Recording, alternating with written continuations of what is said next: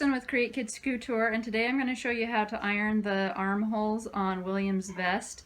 They can be kind of tricky. It does help if you have one of these smaller ones, and then you can just slide it on. If you don't have a smaller board, you can do it just on the tip of your regular ironing board. What I usually like to do is start on the underarm, and we're just going to fold it back 3/8 of an inch.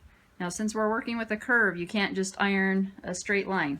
So we do one part of it, and then set that with the iron, and then pull it over, curve around a little bit, get another 3/8 and iron that section. Now the bigger the size you're making, a little bit easier it is, but what we're doing right now is just making the basic crease. It doesn't have to be perfect yet. We can't make a perfect straight crease on a round armhole, but this is the most professional way, in my opinion, to get the finish without having an extra seam at the top or the bottom. I really like having it at the armholes. So it's really not hard. You just have to be patient and iron around each armhole like this. And we just continue all the way around.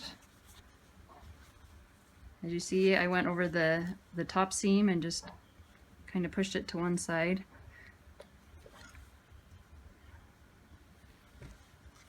Now we'll do this with both armholes of the main fabric and then both armholes of the lining fabric. And I will go ahead and get us to that point. Okay, now as you can see, I finished ironing around the armholes so that they now just have a nice crease that helps them fold in. I did both of these armholes as well as both of my lining armholes.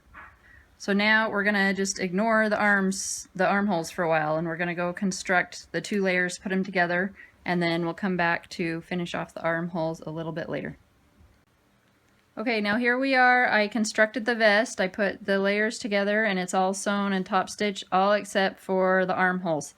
Now you can see why it was useful for us to press the armholes before, so that we don't have to try to get into the small hole now.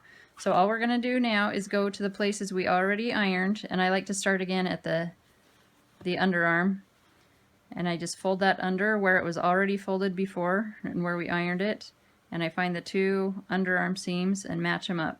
Now when I match them, I like to put the main fabric just barely over the edge of the liner. If you're making your vest reversible, you'll want to make them exactly even, but I plan on keeping mine just the one way. So we match those up, and you can pin it where I'm using a more delicate fabric. I like to use the clips.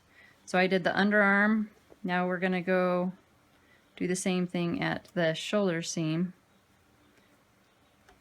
and I'm just redoing the fold that's already there to put them together. And I will just pin or clip that in place. Now that I have both of those done, we can just kind of go along the edge. You see that the two creases are already there. We're just matching them up as we go. So put the two together, clip, put the two together, and you get the idea. So I'll go ahead and finish that and be back in a minute.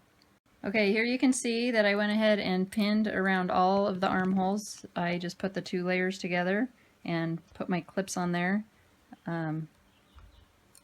As you go around the tighter parts, you can kind of pull up and adjust as you need to, but you really just need to get two folds there together so that when we go along and sew them as we're going to the next step, it just keeps them neatly sandwiched without having any puckers there.